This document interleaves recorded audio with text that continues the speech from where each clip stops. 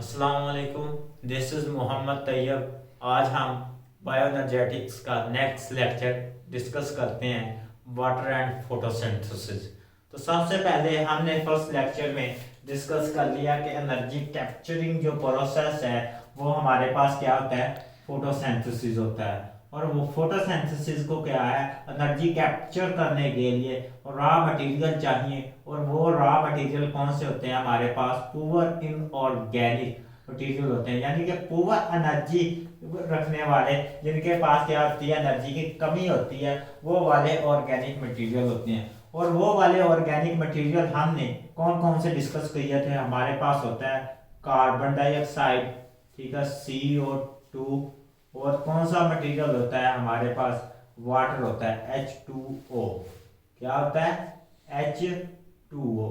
और उसके अलावा हमारे पास कौन सा मटेरियल आगे, ये लाइट को यूज करते हैं, ठीक है। और क्या करते हैं, लाइट एनर्जी को यूज करते हैं। और हमारे पास किसकी प्रेजेंस में, क्लोरोफिल की प्रेजेंस में, ठीक है। क्लोरोफिल किस में प्रेजेंट होता था, हमने क्लोरोप्लास्ट में ये भी डिस्कस कर दिया था। तो ये क्या है, क्लोरोफिल की प्रेजेंस में क्या करते हैं, हमारे पास लाइट को यूटिलाइज करते हैं। अब क्लोरोफिल की प्रेजेंस में लाइट को यूटिलाइज करके ये हमारे पास एनर्जी रिच कंपाउंड बनाते थे, जो कि एनर्जी को स्टोर करते थे। वो थे कार्बोहाइड्रेट, C6H12, ठीक है, O6, ठीक है। और हमारे पास साथ क्या बनाते थे, हमारे पास बनाते थे साथ वाटर का मॉलिक्यूल H2O। और इसके अलावा क्या बनाते थे, साथ में ऑक्सीजन। साथ में क्या बनाते थे, ऑक्सीजन। अब इस इक्वेशन को बैलेंस कर देते हैं, तो हमारे पास 6 ऑक्सीजन के मॉलिक्यूल, 6 वाटर के मॉलिक्यूल, एक कार्बोहाइड्रेट का मॉलिक्यूल यहाँ पे, ठीक है। 12 हमारे पास क्या होते हैं, ये वाटर के मॉलिक्यूल। और 6 हमारे पास क्या होते हैं, कार्बन के मॉलिक्यूल। अब इसमें हमारे पास जो बाय प्रोडक्ट आ रही है वो क्या आ रही है, हमारे पास कार्बोहाइड्रेट आ रहा है। और हमारे पास क्या आ रहा है, ऑक्सीजन, ठीक है। कार्बोहाइड्रेट जो कि हमें क्या एनवायरनमेंट में हेल्प करती है सरवाइव करने के लिए, कार्बोहाइड्रेट। और दूसरी क्या है, ऑक्सीजन। क्या है, ऑक्सीजन। ये क्या है हमारे पास, बाय प्रोडक्ट, यानी कि इस रिएक्शन की जो बाय प्रोडक्ट है वो हमारे पास ये दो चीजें हैं। अब इसमें क्वेश्चन अराइज हुआ कि जो हमारे पास है ऑक्सीजन है वो कहां से आती है। या तो क्या कहते हैं कि वो कहता है कि ऑक्सीजन जो हमारे पास आई है बाय प्रोडक्ट में, वो रिलीज हुई है किससे, कार्बन डाइऑक्साइड से। किससे, कार्बन डाइऑक्साइड से रिलीज हुई है। या दूसरा वो क्या कहता था, जो हमारे पास ऑक्सीजन यहाँ पे रिलीज हुई है वो किससे रिलीज हुई है, वो हुई है हमारे पास किससे, ठीक, हमारे पास वाटर मॉलिक्यूल से। अब नेक्स्ट, ये जो वाटर मॉलिक्यूल है यहाँ पे 12 यूटिलाइज होते हैं। और कुछ रिएक्शंस में, क्योंकि ये मल्टीपल स्टेप में रिएक्शंस होते हैं, तो कुछ रिएक्शंस में वाटर मॉलिक्यूल्स प्रोड्यूस भी होते हैं। इस वजह से ये रिएक्टेंट में भी आते हैं और हमारे पास प्रोडक्ट में भी आते हैं।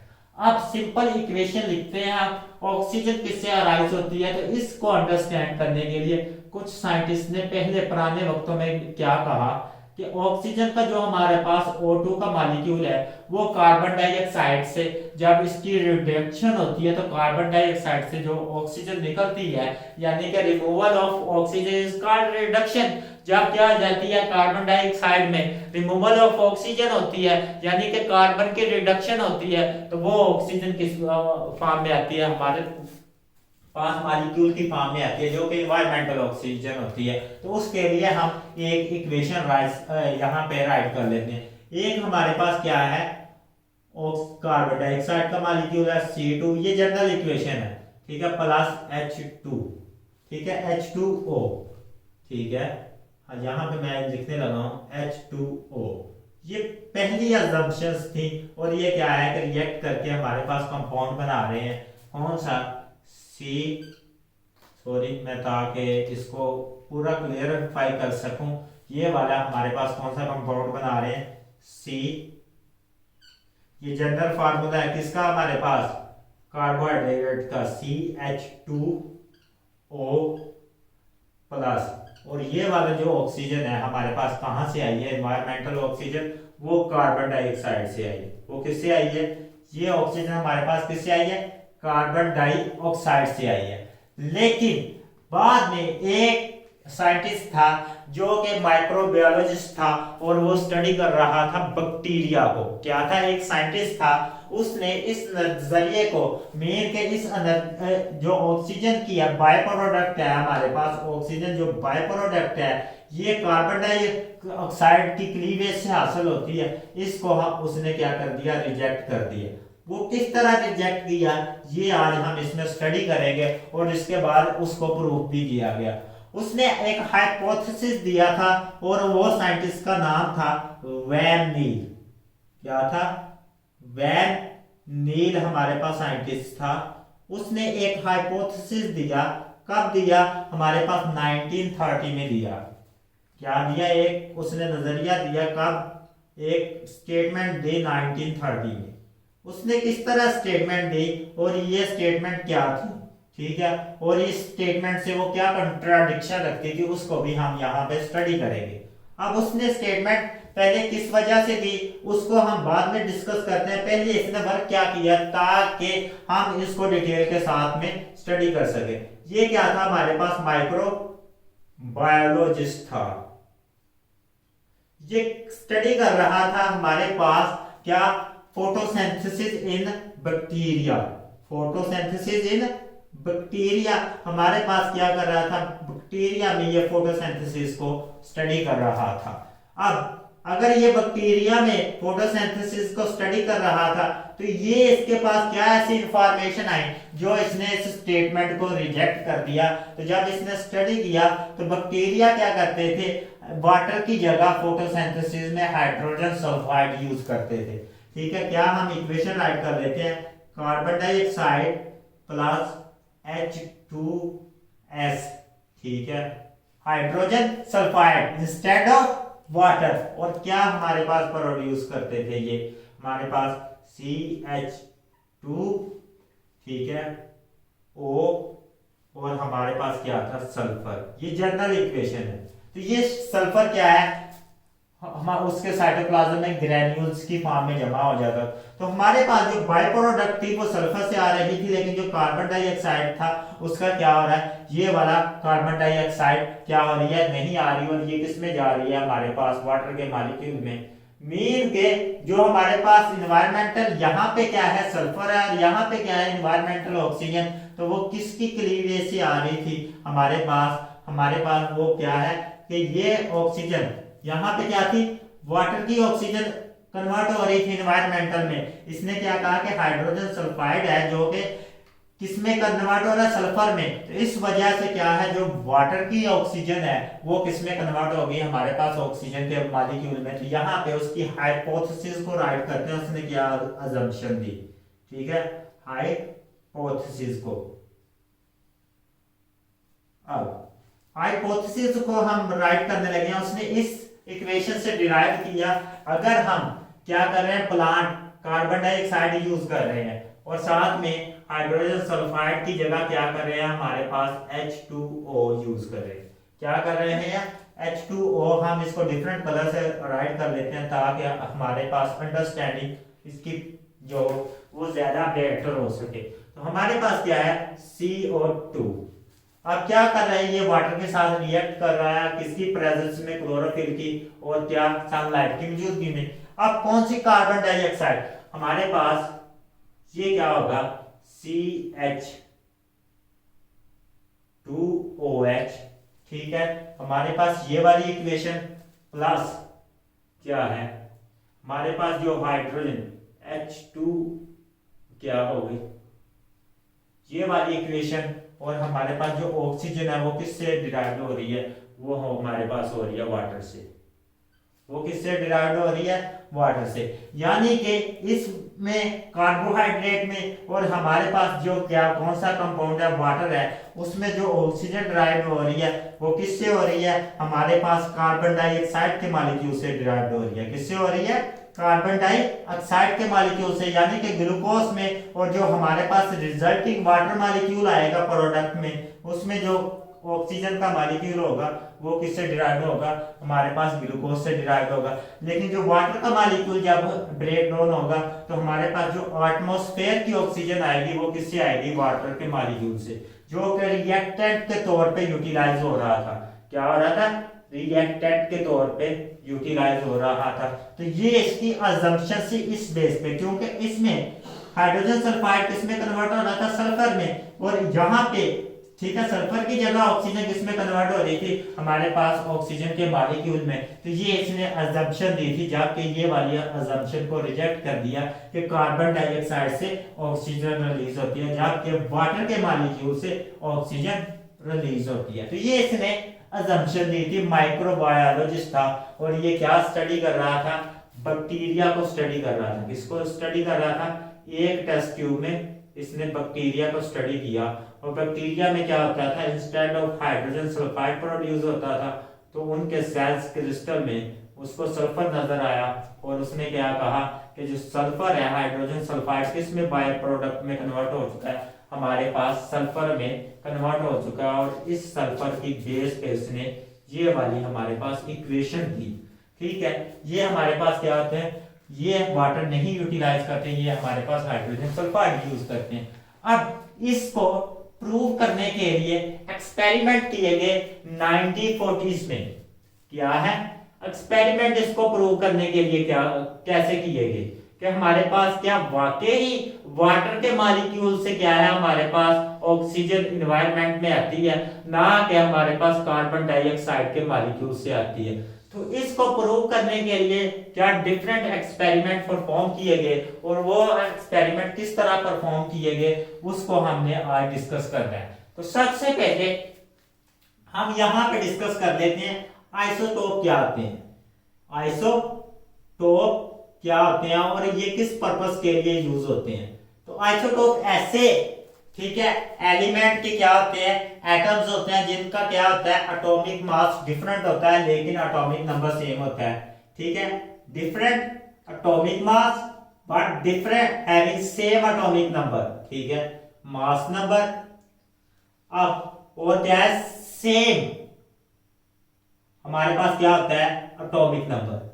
अब ऐसे जो एटम्स होते हैं वो क्या होते हैं, हमारे पास सेम क्या रखते हैं, ये रखते हैं, उनकी क्या होती है, केमिकल प्रॉपर्टीज सेम होती हैं, लेकिन उनका जो वेट होता है अगर हम उनको सेपरेट करना चाहें तो वो क्या होते हैं, हमारे पास डिफरेंट वेट देते हैं। तो स्पेक्ट्रोमेट्री से हम क्या कर सकते हैं, इनको सेपरेट कर सकते हैं। आपने केमिस्ट्री को में इनको डिटेल के साथ रीड करना है। अब इसने क्या किया कि ऑक्सीजन के आइसोटोप होते हैं, हमारे पास ऑक्सीजन का जो वेट होता है, ऑक्सीजन के 3 आइसोटोप्स होते हैं, आइसोटोप्स ऑफ ऑक्सीजन।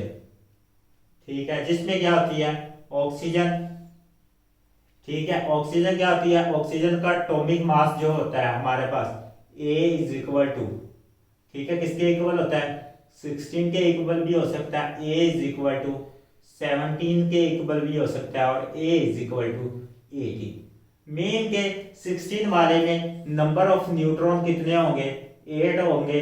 ठीक है, और 17 वाले में नंबर ऑफ न्यूट्रॉन कितने होंगे, हमारे पास 9 होंगे, और 10 वाले में क्या होंगे, 18 वाले में हमारे पास नंबर ऑफ न्यूट्रॉन 10 होंगे। लेकिन इन दोनों में नंबर ऑफ प्रोटॉन यानी कि Z क्या होंगे, सेम होंगे, इनकी जो केमिकल प्रॉपर्टीज हैं वो सेम होंगी। इसने ये वाले आइसोटोप यूटिलाइज किए। अब ये वाला इसने हैवी आइसोटोप किसमें इंट्रोड्यूस करवाया, पहले इसने हैवी आइसोटोप इंट्रोड्यूस करवाया कार्बन डाइऑक्साइड। ठीक है, जब इसने हैवी आइसोटोप कार्बन डाइऑक्साइड में इंट्रोड्यूस करवाया तो इसने ऑब्जर्व किया C2H18। मेन के हमारे पास जो ऑक्सीजन का एटम था वो क्या है, उसका एटॉमिक मास क्या है, यानी कि मास नंबर क्या है, 18 है, वो उसने यूटिलाइज करवाया और क्या किया, इसको सिंपल वाटर के मॉलिक्यूल्स के साथ रिएक्ट करवाया, H2O, यानी कि 16 वाले के साथ रिएक्ट करवाया। तो ये क्या देखता है, तो ये देखता है कि जो हमारे पास रिजल्टिंग प्रोडक्ट हासिल होती है उसको मास स्पेक्ट्रोमेट्री के अंडर ऑब्जर्व करता है। तो ये क्या देखता है, CH2O, ठीक है, 18 प्लस H2O, ठीक है, 18 और प्लस हमारे पास जो ऑक्सीजन है इन्वायरमेंटल, वो क्या आ जाती है हमारे पास 16 वाली आती है, यानी कि ये 16 है। नॉर्मल हमारे पास जो आइसोटोप है वो क्या है, ऑक्सीजन का 16 वाली आती है। अब नेक्स्ट ये क्या करता है, अब ये दूसरा एक्सपेरिमेंट परफॉर्म करता है। ये क्या है हमारे पास, फर्स्ट एक्सपेरिमेंटल ग्रुप है।